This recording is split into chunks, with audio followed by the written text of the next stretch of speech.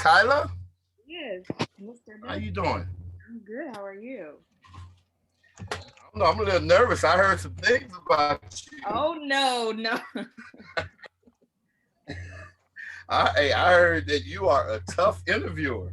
Oh no, no, never that.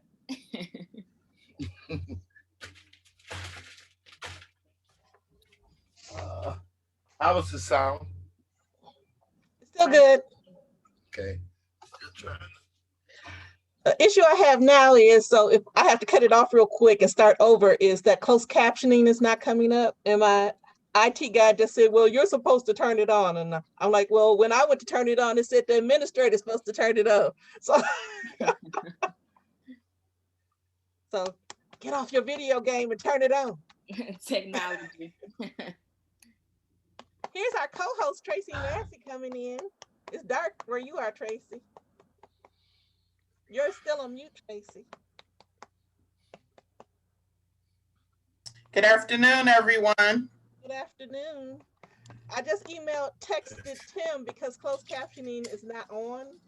So I went to turn it on and it said admin has to turn it on. And Tim said, well, you turned it on. I'm like, I'm not admin, you are. So. Sorry. Because one person in particular did email asking if we were going to have closed captioning. So. Okay. How's my sound now? Still good.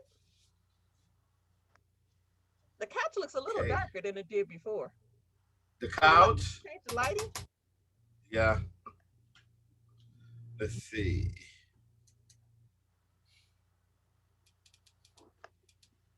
Can you go in the settings, Tracy, and see about, let me see if I can go in the settings. What are you trying to do? See a closed cap. I don't see an option for it on my side. I didn't see it either. And Tim is, look, Tim, don't give me down. All right. Because last time I turned it on, it was an option and I just turned it on. I see that we can record. Yeah, it's recording.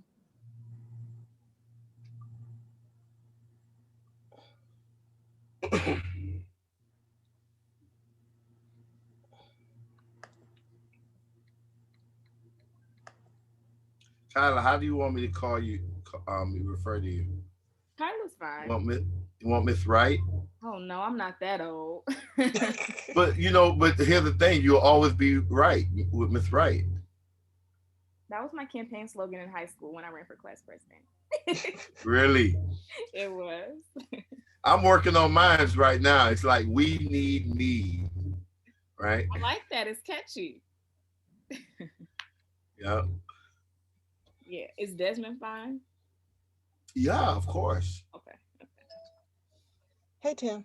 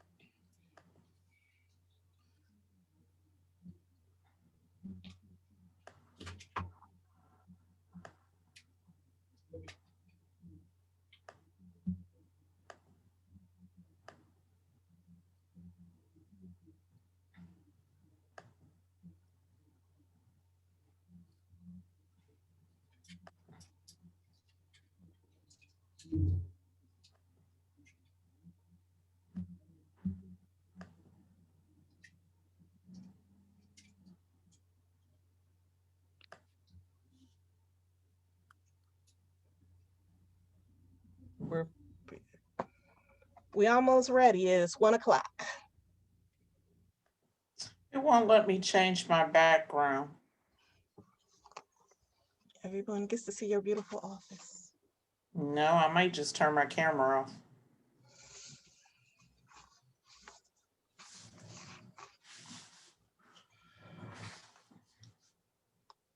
Oh, let me turn my phone off.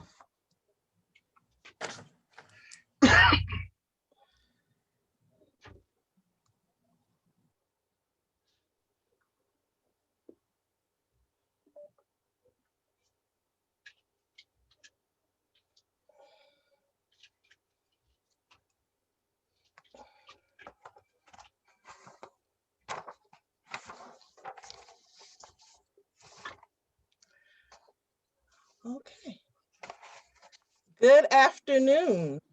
Welcome to Detroit Public Library. Thank you for taking time out of your busy day to come spend some time with us. Today, the Detroit Public Library Author Series is hosting Desmond Meade in conversation with journalist Kyla Wright. Desmond Meade is a former homeless returning citizen who overcame many obstacles to become the president of the Florida Rights Restoration Coalition, chair of Floridians for a Fair Democracy, a graduate of the Florida International College of Law, and a Ford Global Fellow. Recognized by Time Magazine as one of the most 100 influential people in the world in 2019, Desmond presently leads efforts to empower and civically re-engage local communities across the state and to reshape local, state, and national criminal justice policies. As president and executive director of FRRC, which is recognized for its work on voting and criminal justice reform issues, Desmond led the FRRC to a historic victory in 2018 with the successful passage of Amendment 4, a grassroots citizens initiative which restored voting rights to over 1.4 million Floridians with past felony convictions. Amendment 4 represented the single largest expansion of voting rights in the United States in half a century and brought to an end 150 years of Jim Crow law in Florida. Kyla Wright, she's a native Detroiter, and she is the Detroit Neighborhoods reporter at the Detroit Free Press.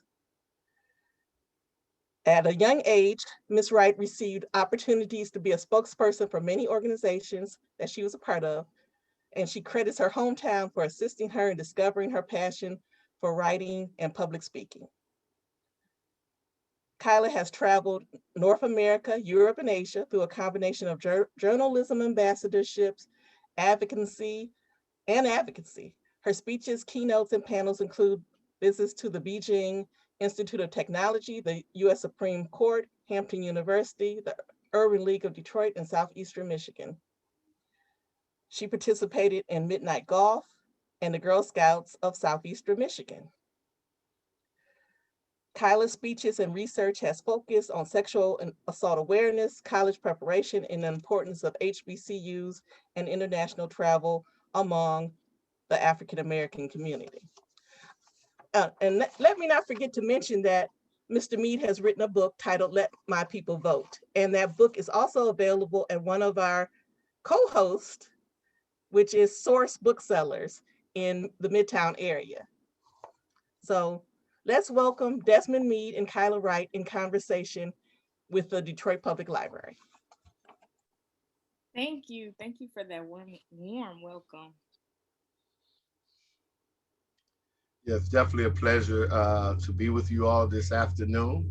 And I'm looking forward to a very lively and informative discussion with you, Kyla. And you as well. So let's get started. We might as well get right into it. So obviously I read your wonderful book. It was captivating. It was raw.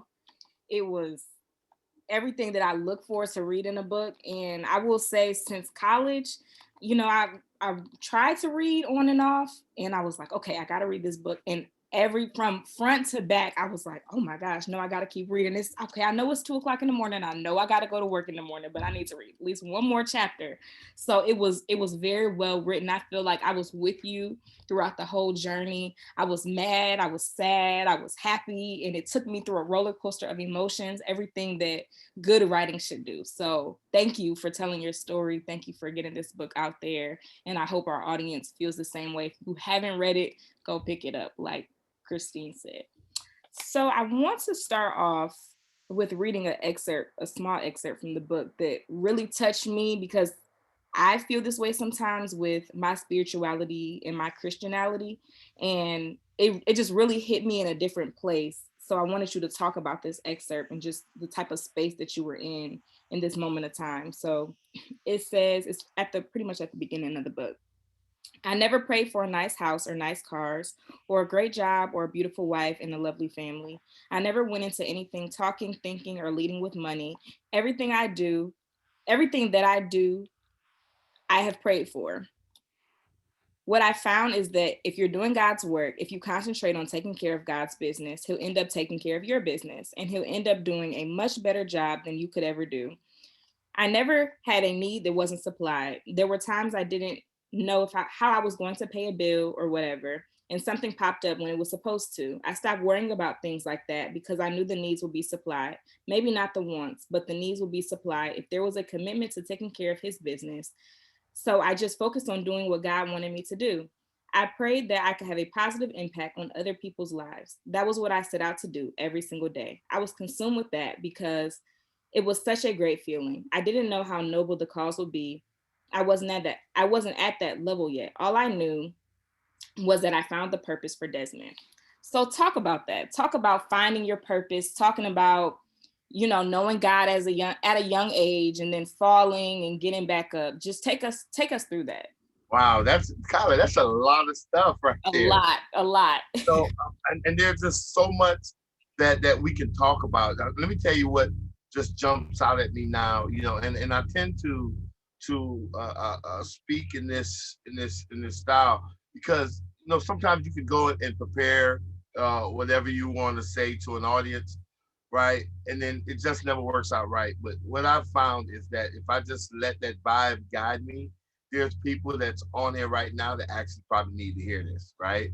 And so the thing that jumped out at me when you was reading this, one of the things was the fact that, you know, what you said at the end, that, you know, I was raised in a Christian family. My dad was a preacher. He was a pastor of a church, you know, but I still went down a very dark road, right? With getting arrested and kicked out of the military and drug abuse and homelessness and the whole 9 yards, right? But those seeds were planted. Even though I went, you know, a different way, those seeds were planted, and when the time was right, those things came back to me. And so, before I say anything else, I want to tell the people that's out there, especially the mothers that's out there, right? That, you know, sometimes, you know, your son or your daughter get caught up with the law, or they get arrested, or they get put in jail. And there's a level of shame that the family feels because you have a brother or uncle or mom or dad that's incarcerated, right? And you kind of, especially with people that's in the church, oh, well, people might look at me and think that I'm not a good Christian, because if I was a good Christian, my son wouldn't be out there using drugs, and my daughter wouldn't be out there doing this or that, whatever. And I tell folks that at the end of the day, that's not a measure of how good of a parent you are, or, you know, whether you was a good enough Christian, right? The path that I took, the path that so many people go on, is a lot of times, more often than not, a path of destiny, right? And we're giving opportunities to choose whether that path is going to make us or break us, right? And so when I look back and I see all of the bad things that I've experienced or I've done, you know, I you know, there's a level of remorse for the things I've done, but then there's still a level of pride knowing that I went through a very dark place, right? And it was in that transformation, right, was when I ran into where I came across an opportunity that I was able to interact with someone who said that I did something that caused them to have a paradigm shift, to have a brighter outlook in life. And when I was told that, something had erupted inside of me, right? I tell folks it was a joy that I never knew existed, right? And I was chasing it all my life, didn't even know it was there. But it really turned out, what it turned out to be was the joy of discovering your purpose, right? And for me, it was so simple. I think it's simple for everybody in a sense.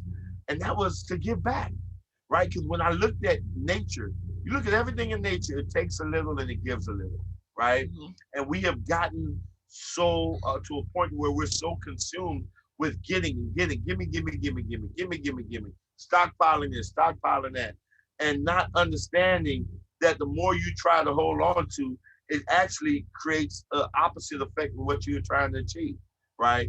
And so it's about giving, because when we give back, we create a filtration system, right?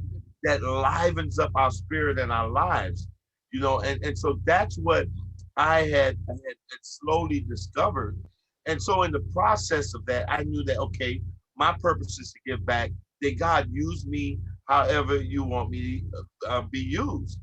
And so when I would go and I would, before I would go to bed, I would get on my knees and pray, and I felt so compelled to say, well, God, I just want to do your work. I just want to do what you have in store for me. So give me the strength, give me some stamina, give me some discernment so I can make, good decisions, right? Give me the wisdom, right? And just if you just give me that, I'm okay, right? And I wasn't, oh my, wow, God, would you give me a nice house? Or Right. man, wow, I would like to have a great job, and none of that. And what I discovered was that when you're concentrating in doing the things, or living in your purpose, everything that you need is supplied and then some. So the position that I'm in right now, I have an amazing job. I have an amazing family. We're pretty much living a very comfortable life. You know, I didn't pray for that, but that came along with the work and the sacrifice that I did. And so the message that I was really trying to share with folks, right, is that if we concentrate on others, and that's, you know, like my wife and I, we found that that was even one of the secrets to our marriage and our relationship, is that when she is concentrating on what she needs to do to please me, and I'm concentrating on what I need to do to please her, we both prosper, right? And Mhm. so my job is to concentrate. I get on my knees, and Kyla, you listen, I didn't even know you. But back then, I was praying for you because I loved you, right? Mhm. Because what I loved was the humanity in you. And so I wanted to make sure that God gave me everything I needed, that when I woke up the next morning and I went out into the world, that I would do something to improve the life of someone else, right? Whether it's an individual, it's a community, it's a state or country. I wanted to be involved or part of that process. Well, not only did you just take us to church, you gave us a whole sermon. Okay, look, that's what we're here for. That's what we need, because your story is so inspirational. I think that it would inspire any and everybody. So again, thank you for that. Next, how did this even become a book? I mean, you have such a tremendous story, and it's so much to put into this little book. I feel like it could be about 3, 4 times longer. So how did your mindset, set up for you to say, you know what, let me sit down and let me write this all down? Well, you know what? Let me tell you. So that book is, I would say, but a glimpse into my life, right? Mhm. And that's why I was really happy just to hear your comments or your experience reading the book, because I was nervous. This is my first book ever. And folks have been telling me to write a book from the time I graduated law school back in 2014. And I was like, nah, I don't really want to do that right now. I'm busy in the work, and that has been one of the main reasons why I it took so long for me to write the book because I live in Florida. All right. And if you know anything about Florida, it's always some craziness Always. in Florida. And, you know, I was like built for that moment. And I just have been constantly involved in leading a petition gathering effort to put an amendment on the ballot, and leading that effort to actually pass the amendment. And then when we passed the amendment, right after that, it was getting attacked by legislators, and so fighting that back while still trying to give people hope and inspiration, right, through registering them to vote and turning them out, and then showing them the results of them being more civically engaged, right? And so that was a 24-hour day, 7 days a week job. And so I really did not have any time. And then to add to that, I have a learning disability as well, right? And so it's hard for me to even take thoughts in my head and put it on paper. And so that was a process. And part of me was running from it, but the other part of me was I was just too caught up in things. But eventually, my wife was like, listen, you have done a lot of work over all these years. 2020 election is coming up. Florida is going to be a pivotal state, right? The time for your story is now. And listen, I tell people, other than God, I do have another boss, and that's my wife. When Sheena puts her foot down, she is right like 99.9% of the time. And, I agree with my wife, and I about the course of a year or two, I was dictating a lot of stuff for my book. And so finally, when she put her foot down, I was able to just get all of those transcripts and get those put together to come out with this book in time for the 2020 election.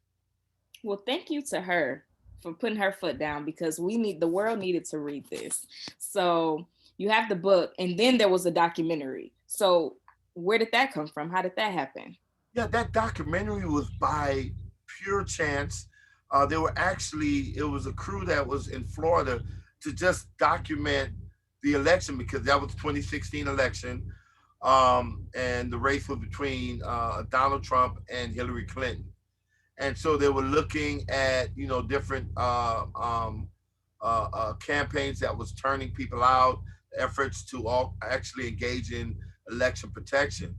And in the process of filming that, they started filming my wife, because my wife was helping out with election protection. And while filming my wife, it was introduced to me. And I could tell you, and that was the time too that when I got to meet John Lewis, Congressman John Lewis. Wow. We was at a voter turnout event at the Bethune-Cookman College. And so that was, excuse me, a surreal experience there. But in one particular instance, like right now, here I am, I'm on our Free to Vote. I'm actually in Tampa, Florida, where we're registering people, we're helping people pay their fines and fees, and just really getting folks excited about democracy. But in 2016, I came here to engage in early voter turnout, and the cameras decided they wanted to follow me. And I ran across this gentleman, Mr. Charles, who he probably was in his late 70s, who, when I knocked on his door, because on the list it says that this guy was a registered voter. And so we're going around the community telling people, listen, we have a fish fry at the library where they're voting. Listen, it shows you haven't voted. Come on out and vote. And, his response was he couldn't vote. And then when I showed him, I'm like, you're on the list. He said, I might be on this, but I'm because I haven't. And when this how I came out with the letter, this actually said, you're. And so obviously he somehow or another he missed that. And so he actually was, and he had all kinds of aches and pains. He couldn't walk to the voting location, so he decided to drive. I walked alongside his car, got him there, got him to the front of the line. He still had to wait a little bit, but after a while, he came out and said that they rejected him, right? They said he was ineligible to vote. And so I had my laptop. When I looked it up, sure enough, it pops up 8 years prior, he was convicted of driving with a suspended license, right? And that hit me hard because he reminded me of my dad. And here was the thing, right? The library was right across the street from a graveyard. And I remember telling the camera, you know, that I thought that was so significant because the reality is that voting is the difference between life and death. That was in 2016. It showed up last year during the COVID-19 pandemic, that really voting is really the difference between life and death, right? Yes. But in that case, I was thinking about the African-American community and how we was, back then we were dealing with police shootings and police brutality and prosecutorial misconduct and all of that. And really trying to highlight the fact that if we as African-American people don't show up in these local elections and elect new sheriffs and state attorneys and judges, we're going to continue to get what we get.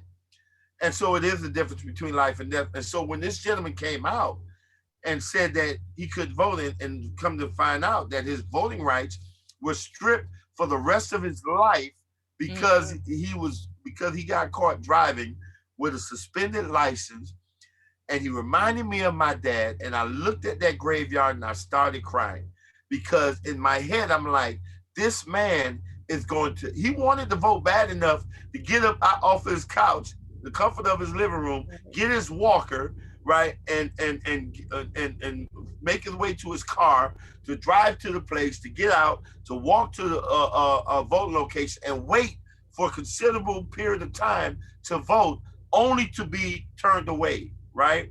Knowing that this guy wanted to vote that bad and thinking that he's gonna die before he get to vote again. And that broke, I was torn up because that was like my dad. I'm like, if we don't pass Amendment 4 in 2018, this man is not gonna live long enough to be able to cast a ballot. And, you know, I guess that those moments really moved the film crew. And it was like, man, listen, this is going to be about letting my people vote. Not about voter protection. This is going to be about letting my people vote. So that's how that came about. Wonderful. Okay, I have another excerpt to read. So you talked about being in prison. And when you were in prison, you went to the law library. And this really was your introduction again to law because you wanted to be a lawyer as a child. And so it says, when my first petition in prison got granted, word got out, a favorable ruling was news on the inside. You can imagine the number of people that were coming to me asking me to work on their case. I didn't work on many, but every case that I worked on when I was incarcerated received some type of favorable response from the court. I guess that made me kind of valuable there. If there were inmates who had an issue with me or wanted to fight me, there will always be some key person who stepped in and said, "You're not going to mess with that dude. That's my lawyer." Like, you're laughing because I was kind of like, oh my gosh, I kind of laughed. And then I kind of was like, wow, that's powerful. And I also thought about a TV show, I'm not sure if you're familiar with it, called For Life, where a guy was in prison and he became a lawyer while he was in prison. And I was like, oh my gosh. And I know the real life, like the person in this TV show, like there are people, you see stuff like that in movies, you hear about it in TV, but you never meet the person. You never get to talk to the person about that experience. And I really want to know firsthand, how did you go from, okay, I think I want to be a lawyer, to, you know what, something doesn't seem right about my case. Let me go to the law library, to now? So that's a great question, because it really leads to, we're going to preach today, right? Amen. We're going to preach today, right? So that leads to the next sermon, right? About not accepting things, right, for what they are. Not accepting things because, oh, that's the way it's always been. That's the way it's going to always be. You know, a couple of days ago, I remember I was talking about that experience. One of my experiences while incarcerated. You know, I always used to visit the law library, and every now and then I would help out the law clerks. And I was talking about this young man who was direct file as a juvenile, which meant that before he was even 18, he was charged and sent to adult prison. And he was given something like maybe 40 or 50 years. And he had probably already did around 10 years, right? And something happened to where we looked at his case, right? And when we looked at the case, come to discover that he should have never been in prison at all, Mm. all. And he was actually able to go home.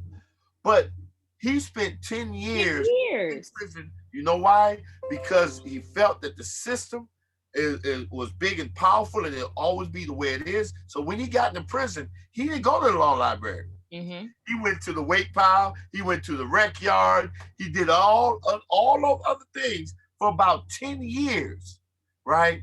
When there was something wrong with his case. And that was like with me, I'm looking around and like right after my conviction, there was nothing happening. And I knew that something was supposed to be happening. Mm-hmm. Some lawyer was supposed to be getting a hold of me to appeal my conviction. And they none ever did.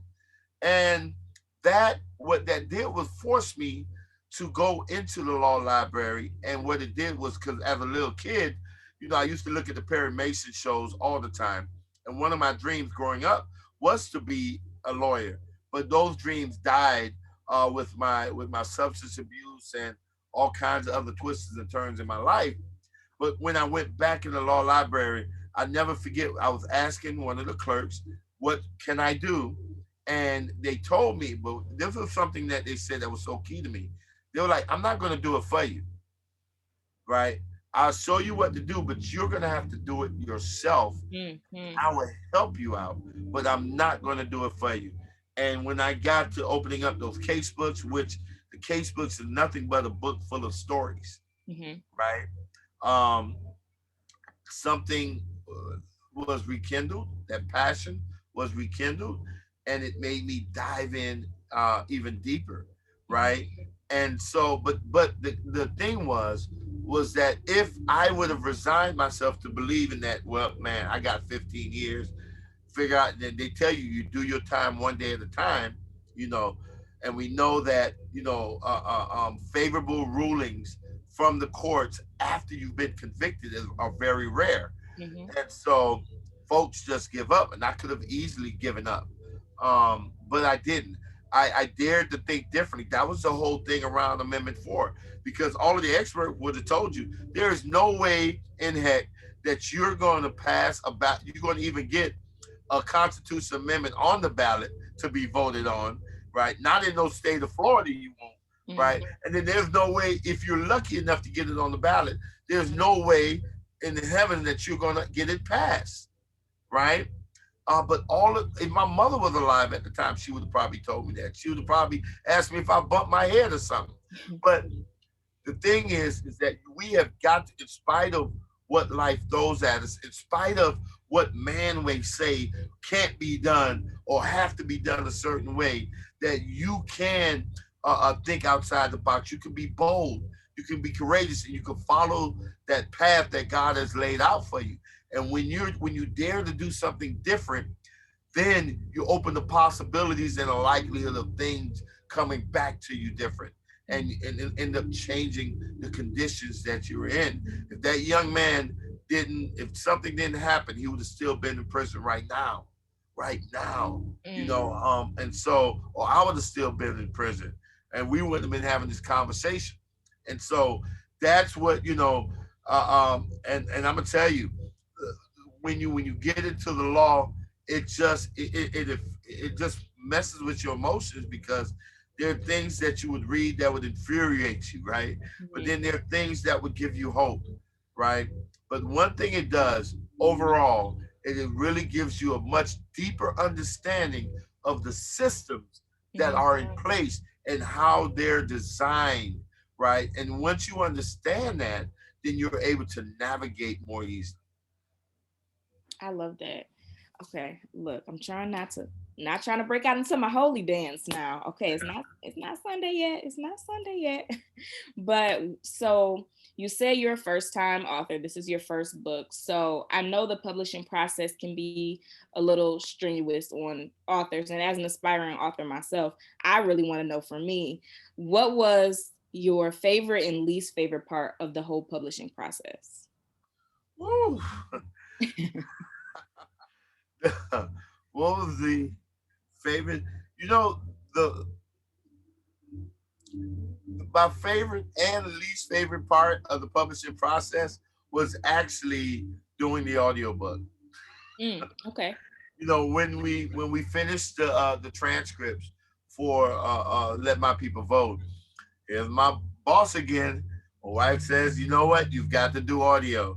I'm like, cool, let's do audio. She was like, no, you're going to do it in your voice.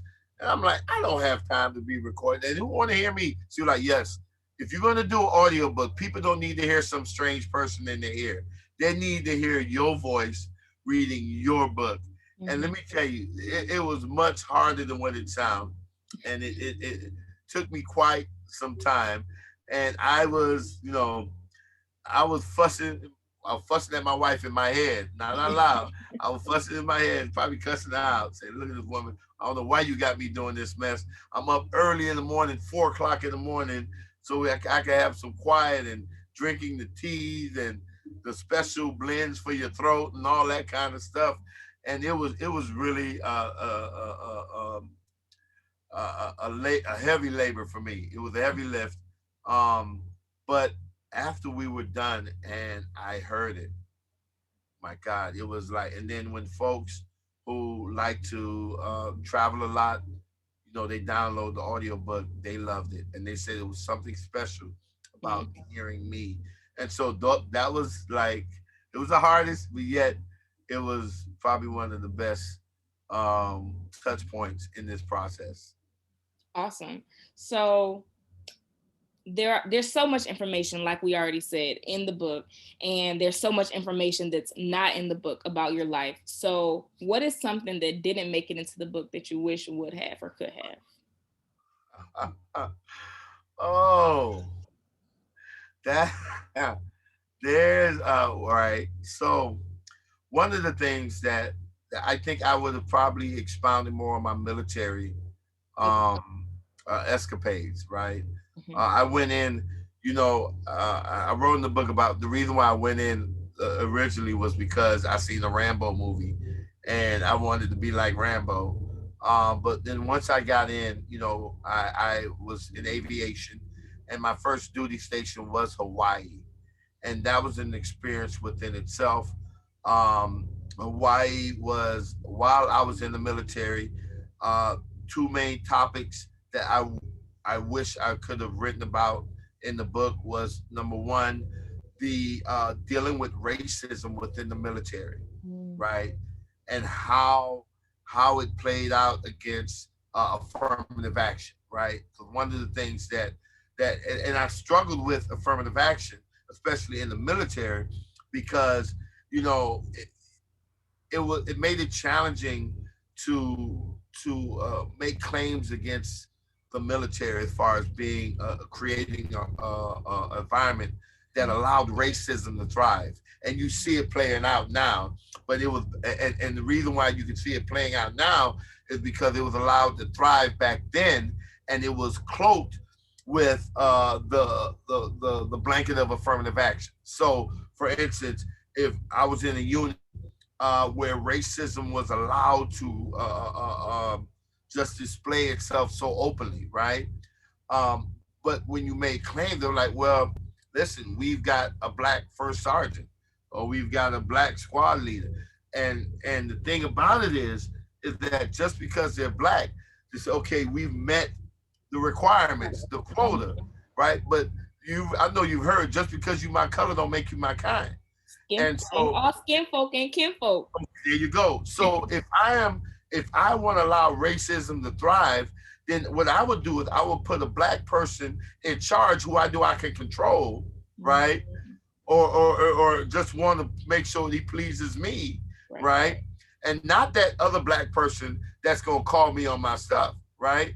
And so I know by putting that black person I can control in charge, then that covers me from any accusation of, well, how could you call me a racist? My first sergeant is African American. You know, I believe in promoting African Americans. Now, Mhm. what you believe in promoting the people that you can control, right? But you're not really promoting people, you know, that can really call you on your stuff. And so that was one of the things. And then the other thing was, I was introduced to cocaine while in the military, Oh wow. right? By a supervisor, right? I think one of the stories that we don't talk about a lot, even in recovery, is that, and matter of fact, I give you a great example. DMX just passed away, Mhm. right? And DMX used to talk about the person that turned him on to crack, right, was someone that he had trusted, that Mhm. was close to him. And believe it or not, that's prevalent in our world, you know, of substance abuse. That we're not introduced to drugs or alcohol by a stranger, Mhm. right? More times than not, it's someone that's close to us, right? Someone that we trust, someone that we look up to or respect a great deal, you know. And I would have loved to talk about that too, but one of the things that I wanted to do with the first book was I wanted to keep it short and sweet. At the same, and I really wanted that book to be down to earth. So whenever I autograph my books, and hopefully I would make it to Detroit to personally autograph some books for folks. Whenever I autograph my book, it's not in cursive. I print my whatever I need to say. I print it out Mhm. because I think it's indicative of my book. It don't. I don't try to get fancy with it. I keep it simple, plain and simple, so that message can really get across. So you're not struggling trying to figure out what it is I'm trying to say. Right? That it's going to be very clear. And so I wanted that clarity, but I also did not want to have like create this like odyssey, right? I think maybe that'll come out in the second or third book. I don't know, but Mhm. that first book, I really didn't want it to be too long. Awesome. Well, you achieved what you needed to with the first book. Let me just say that. And you talked about racism. This is the last excerpt I'm going to read because if you haven't read the book, I'm going to allow you to do that yourself, audience. But this was another one that hit hit me close to home, one, and also hit close to home because of the state of the country right now. It says there are certain parts of town where they don't routine traffic stops, or if they do, pull someone over for a missing tail light. It's with a smile and wave, and they don't forget to get that checked out, as opposed to hands where I can see them and a full search of the car. If the police were to search every car with a missing tail light, you never know what they might find. But as countless reports have shown, you're much more likely to be pulled over for driving while black than actually having a tail light out. And the consequences are much heavier if you are a person of color, far worse than if you have a criminal record. None of this has changed, by the way. I remember getting pulled over during the campaign for the ballot initiative, and it was a traumatizing experience. The police officer approached my car with his hands on his gun. He had pulled me over for nothing. He made some excuse about the car, but it was a rental car. There was nothing odd about the car. I know that even after I've changed my life around, every time I get pulled over, there's going to be a heightened interaction, an encounter that I might not emerge from fairly. And we know that unfortunately George Floyd lost his life. Fortunately, the officer who murdered him was guilty on all three charges. So, how does that make you feel as a black man in America and being someone who's had encounters previously with the police on numerous levels in 2021? I mean, I'm constantly like reliving that trauma. You know, Mm-hmm. when I seen what happened to George Floyd, you know, and so many other folks, it just reopens old wounds. You know, this is nothing new. You Mm-hmm. know, the thing about it that I kind of like even push back on some folks is that these conversations really can be driven by returning citizens. Why do I say that? Because we are the ones that have been experiencing this for decades, Mm-hmm. right? For decades. There were a time when, you know, if someone like me would have gone to like the NAACP or the ACLU, they wouldn't have given me the time of day, Right. right? Because I wasn't the perfect, right, the perfect client. And so one of the mistakes that we've made as a community have been searching for the perfect client, right? And while we were searching for that disease was being allowed to fester. You know, I've been in those situations. I've had the knee on my neck. I've had the boot knocking the side of my head, right? Trying to knock the side of my head off of my neck, right? I've had that. I've had the guns drawn on me. You know, even when I was in the middle of the campaign, 2016, when I'm still collecting petitions, there were times, Kyla, when if I was going to another county, right? Before I cross county lines, I would stop my car.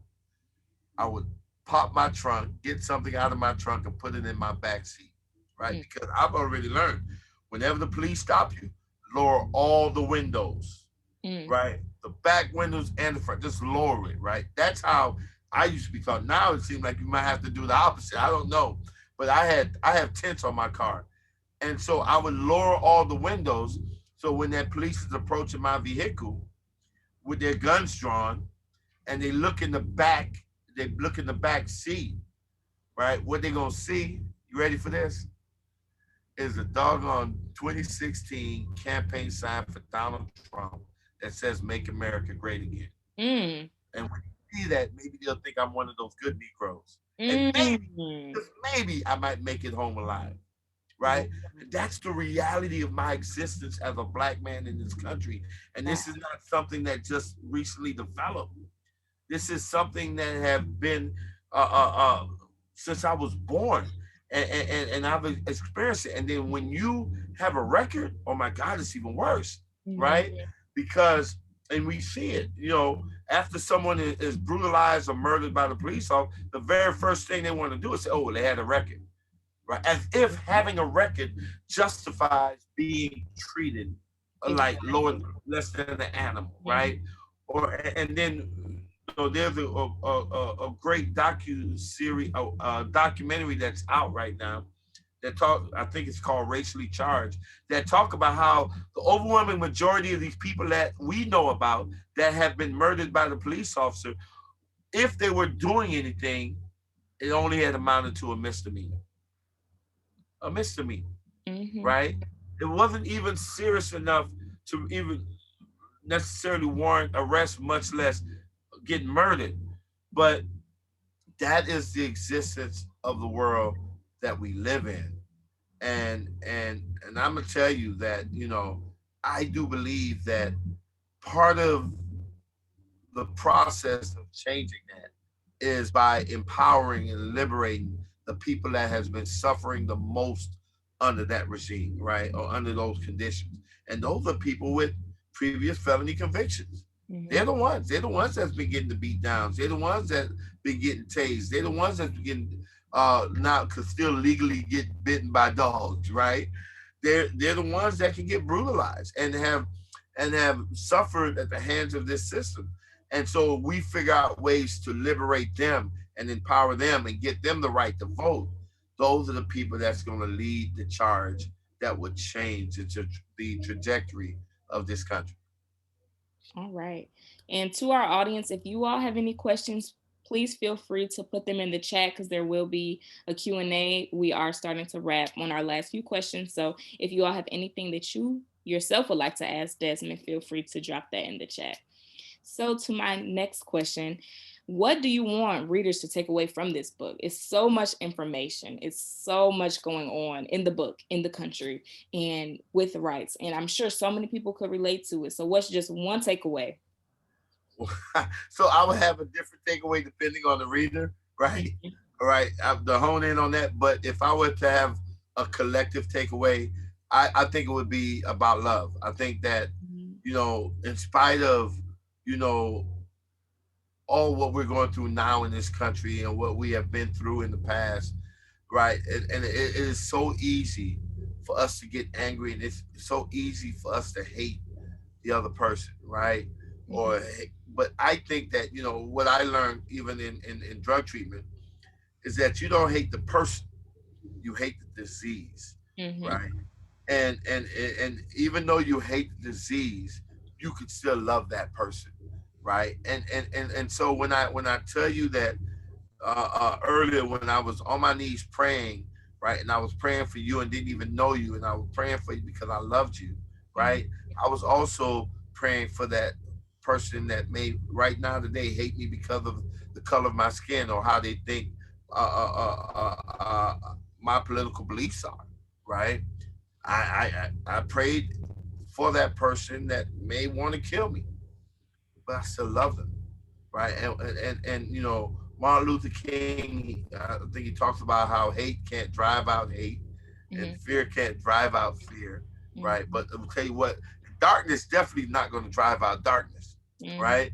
But what can actually overcome that hatred and that fear? What can conquer it is love, Mm-hmm. right? And if we can learn to lead with love, right? Now that doesn't mean that we just let anything happen to us, right?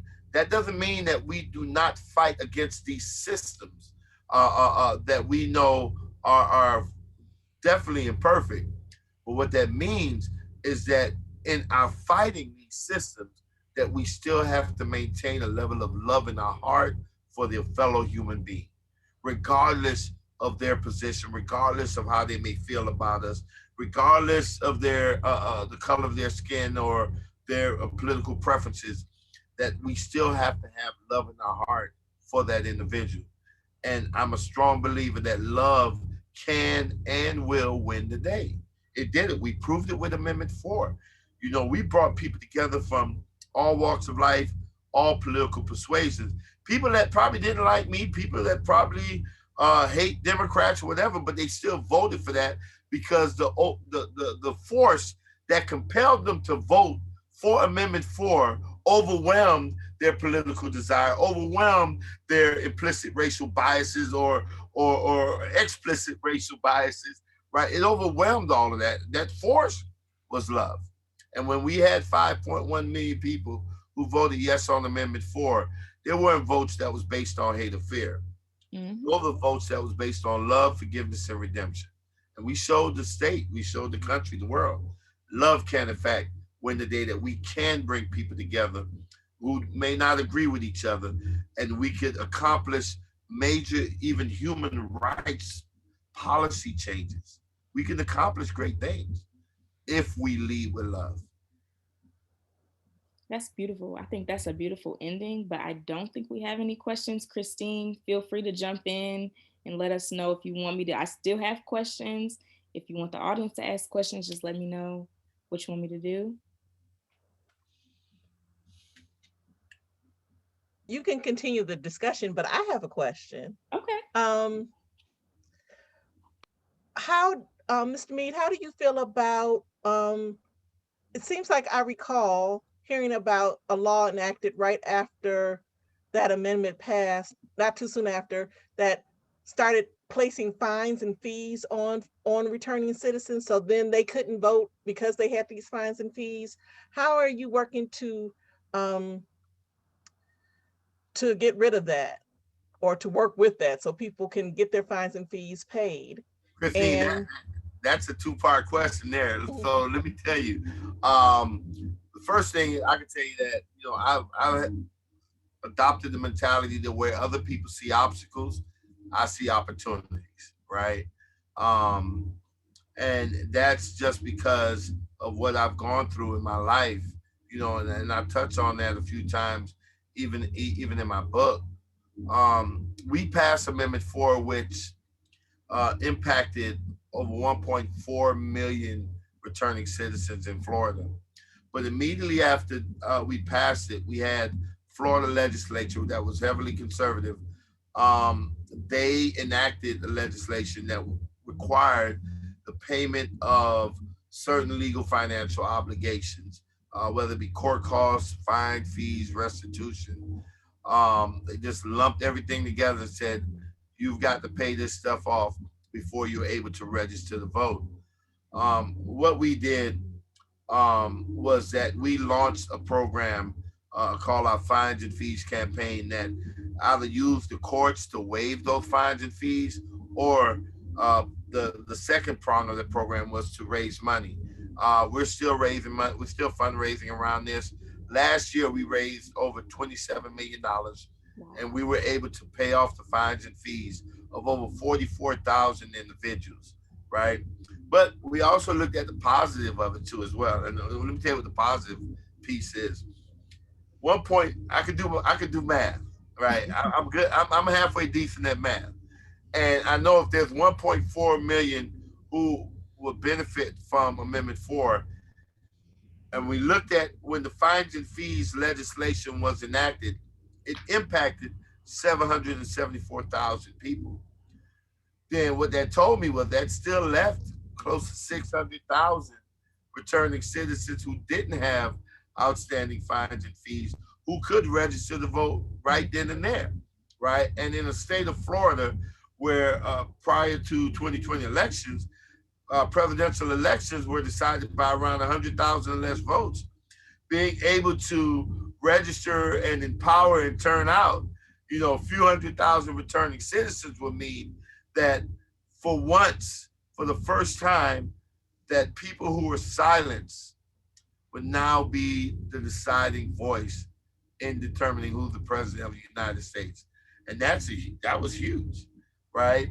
And so, we had a choice. We could sit back and cry about the fact that the legislature was putting up these, what some folks call poll taxes, these legal financial obligations as a barrier to democracy, or we can fight back. We could do something about it, and we could turn that negative into a positive by engaging returning citizens, raising money throughout the country. I mean, we had over 90,000 people donate. We had people like Michael Jordan, LeBron James, Ariana Grande that donated. We had corporations like Warner Music Group, Levi's, and others that donated. We had foundations donate. We had individuals donate. Um, to me, to be able to mobilize and rally the entire country around removing these obstacles to democracy was a huge opportunity that would not have existed if these people didn't put that barrier up there, right? And sometimes, even though people do some bad things, those bad things are necessary in order to engage people who've been dormant, right? And we're seeing it now. They're coming at us again. And so we have got to take like moments like we're in right now and use it in a way. And that's why I'm on this bus with the Free to Vote bus tour, because we respond to suppression with aggression. If you want to try to suppress our vote, we're going to be more aggressive in registering people to vote. We're going to be more aggressive in removing those fines and fees so people can vote. We're going to be more aggressive in turning people out to vote. And we're going to overwhelm your behind, right? As long as you keep pushing, we're going to push back even harder. And we're not going to sit down. Definitely people that's been locked up, people that's been hooked on drugs or homeless. Listen, we done been to hell and back. So we don't scare easy, right? So you can try to bully somebody else, but if you're trying to get over on us, if you're trying to strip us of our newfound right to vote, strip us or block access to democracy, then we're going to do something about it. And that's what we did all of last year. And at the end of the day, we had over if I'm not mistaken, over 200,000 people who were registered to vote were returning citizens. Over 100,000 of them showed up at the polls, and another 178,000 of their family members who lived in their households that never voted before also showed up. Wow. And so I think it was very impressive. And so, but that's what happens when you push back. I love it. So I have a two-part question. So first, what was your initial thought process, or not even thought process, but what was your initial reaction to the book getting so much attention? And how did you initially think the book was going to do? And then, like you said, people like LeBron James and Stacey Abrams, John Legend have read this book, have given positive reviews. That's mind-blowing. I can tell you that I was nervous. I really was, because like I said, it's my first foray. And here's the thing, right? Like, I read some other books, and they're a little fancy, you know. And I didn't look at my book as being fancy. It was like I said, I really intentionally wanted it to be plain Jane, right? Not a knock to anyone else, but I remember having to read books and have to stop to get a dictionary to figure out what that word meant Mhm. and see if it was in its context or whatever. And I wanted to write a book that some anyone from a doctoral candidate all the way down to a person in middle school. I was like, let me tell you what blowed me away was when a friend of mine told me that their nephew, uh, who was in, I believe, just started junior high, read the book and enjoyed, and even highlighted certain portions of the book. Mhm. Right now, that really like that was a highlight for me because I wanted my book to be just plain. But when I, like I said, when we first published it, I was still nervous because I was like, is would the activist world reject it as not being as technical enough? Would folks reject it as not being scholarly enough? And but the reaction that I've gotten is that it was able to give enough of each of these areas to please people. And I think more than anything, what I wanted was to give people hope, to inspire them, let folks know that no matter what obstacles may be appear in front of you, that you could overcome those obstacles, right? And that you can, I remember when I one time when I was named as one of the 100 most influential people in the world by Time, Mhm. and we went to the gala, and I remember I was sitting with one of the executives from Time, and I was like, "Man, y'all messed up." Like, what do you mean? I'm like, "Yeah, you put the Rock on your cover of that issue." I was like, "That man, y'all messed up big time. You should have had me on the cover." Me. Right? And it wasn't because of no being conceited or anything. What it was that I was like, putting me on the cover says that you don't have to be a movie star. You don't have to be a millionaire. You don't have to be an athlete or a Mhm. politician to have an impact in your community, to That's have an right. impact in this country or even the world. Right? You don't have, because if that guy who was a crackhead, who was homeless, right, who been to prison, right, who been locked up multiple times, if that guy who was standing in front of railroad tracks in 2005, ready to end his life, Mhm. could overcome all of that and be one of the 100 most influential people in the world, then that says that anybody reading that magazine, anybody looking at that picture, know that they themselves have everything within them to be a Time 100 most influential. And to me, that was way more powerful than putting the Rock on it, Mhm. right? And so that this what this book does. This book says that, man, I don't care what you've been through.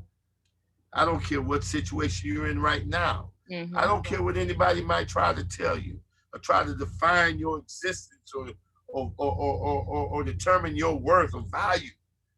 That you could throw all that away and you could dare to dream, right? You could dare to dream and you can make a difference, right? In so many ways, right? But the key to me is service and leading with love, and if you could do that, your life will improve so greatly. It improved for me.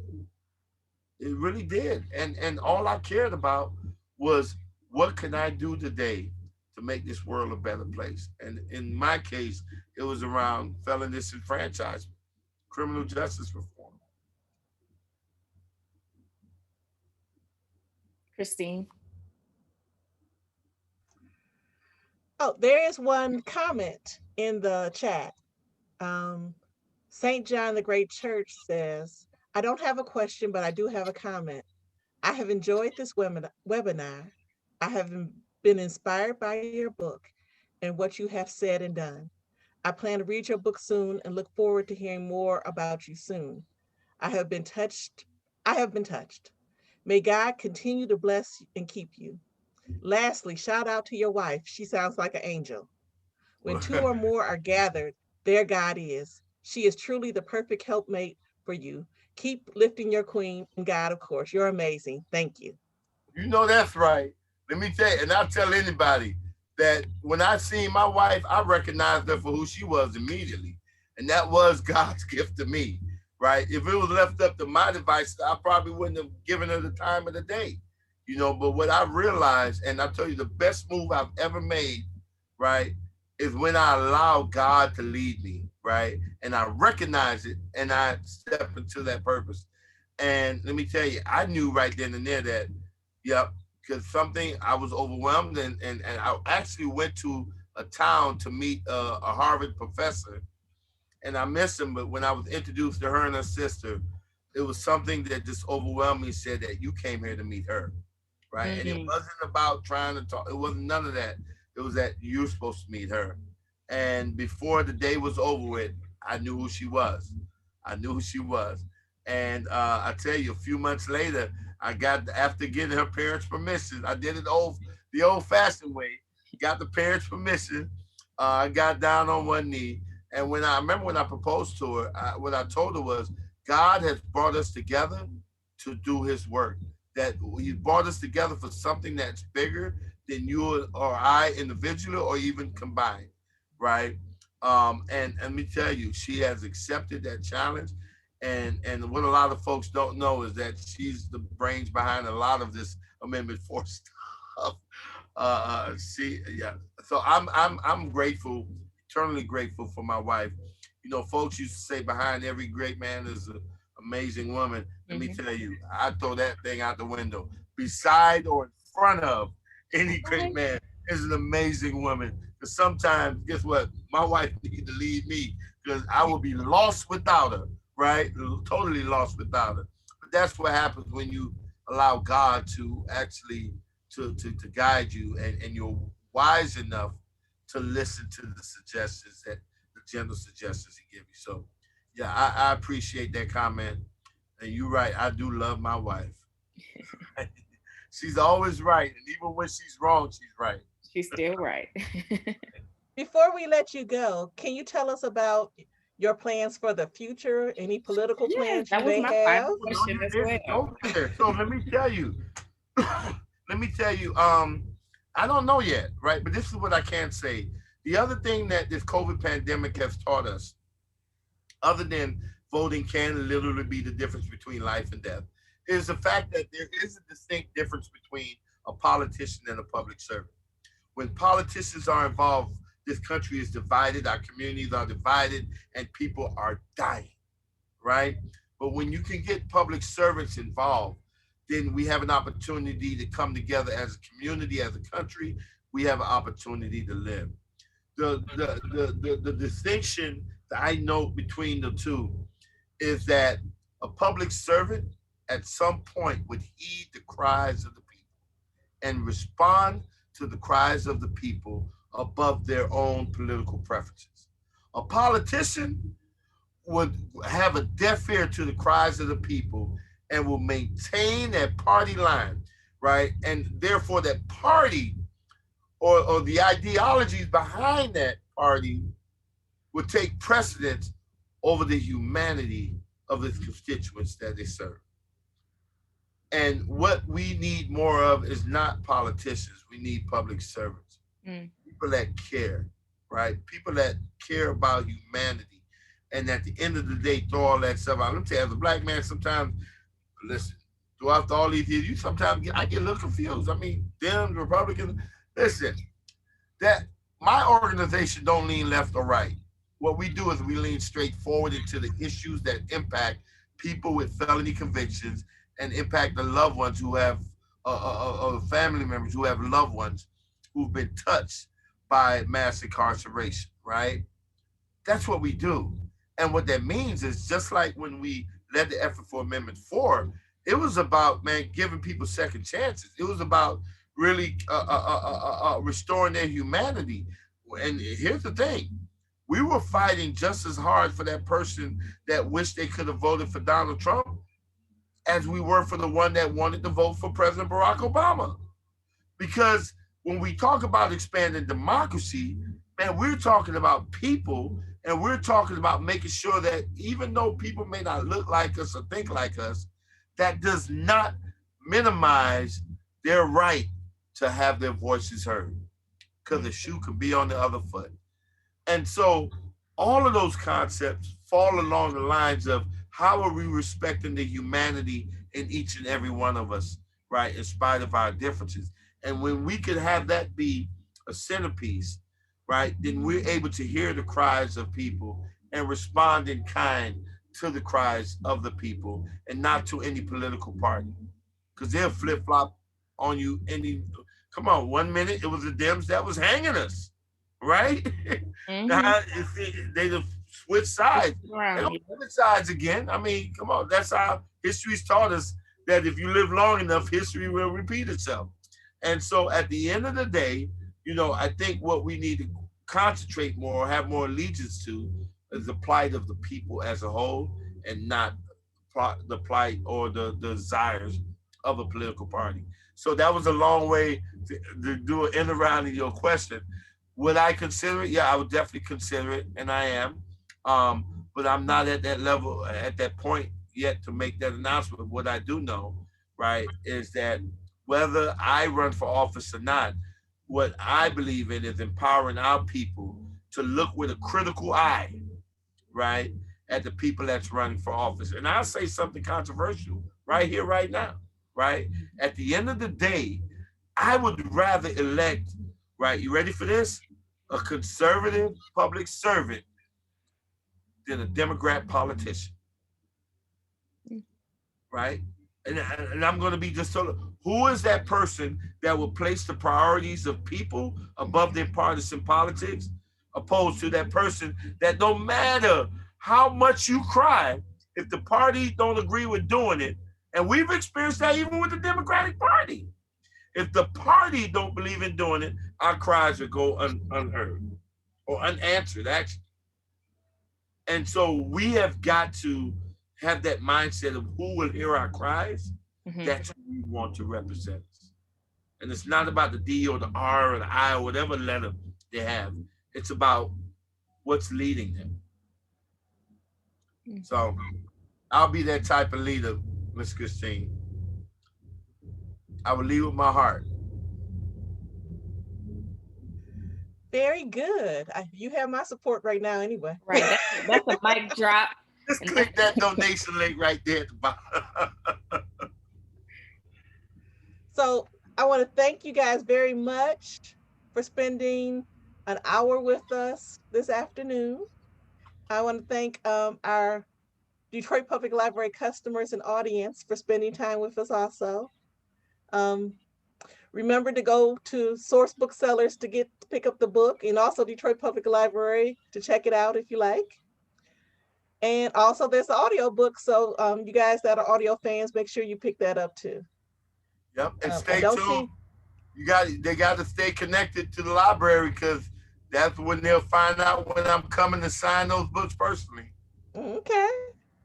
So again, thank you, and thank everyone, and Source Booksellers, remember them, and everyone have a good afternoon. Thanks so much. You too. Thank you so much for having me. Thank you. All right.